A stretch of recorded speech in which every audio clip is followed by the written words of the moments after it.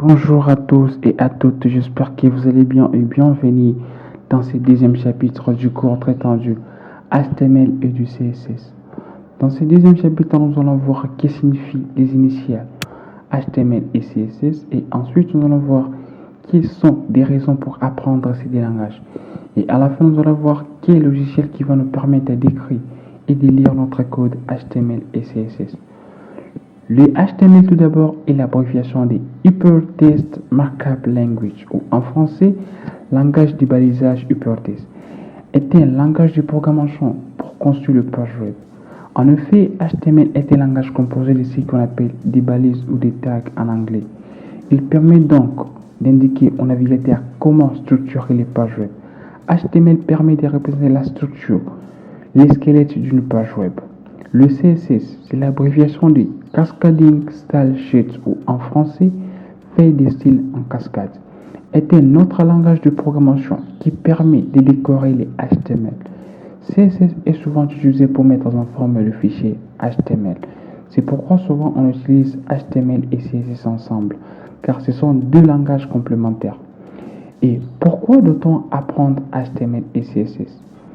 Bref, il y a plusieurs raisons pour apprendre HTML et CSS. Par exemple, si vous voulez apprendre à programmer, vous voulez créer des sites web, des applications mobiles, c'est mieux de commencer par HTML et CSS. HTML et CSS sont deux points d'entrée qui choisissent la plupart des débutants en programmation. Ce sont des langages utiles, simples et faciles à comprendre. En bref, quel que soit votre projet web, blog, site e-commerce, application mobile, vous devez forcément utiliser du HTML et du CSS. Alors, quel logiciel qui va nous permettre d'écrire notre code HTML et CSS?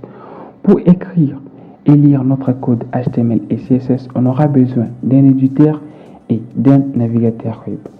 L'éditeur de test. L'éditeur de test est un logiciel destiné à la création et à l'édition du fichier test. Donc, ce sont des programmes dédiés à l'écriture du code.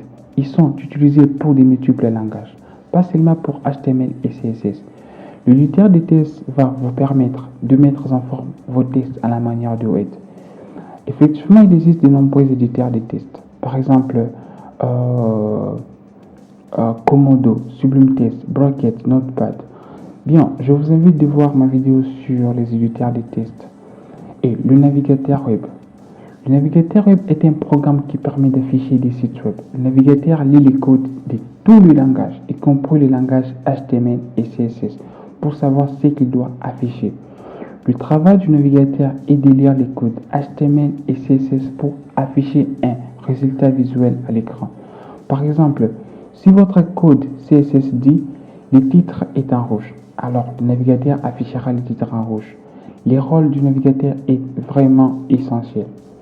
Il existe de nombreux navigateurs, par exemple Google Chrome, Mozilla, Firefox.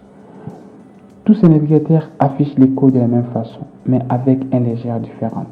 C'est pourquoi je vous conseille d'installer plusieurs navigateurs sur votre ordinateur pour s'assurer que les codes fonctionnent correctement sur chacun d'entre eux. À la fin du deuxième chapitre, j'espère que vous avez aimé la vidéo. N'oubliez pas de mettre un pouce bleu. Et j'espère vous retrouver très bientôt pour d'autres chapitres.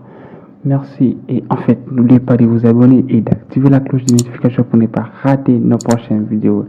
La paix sur vous.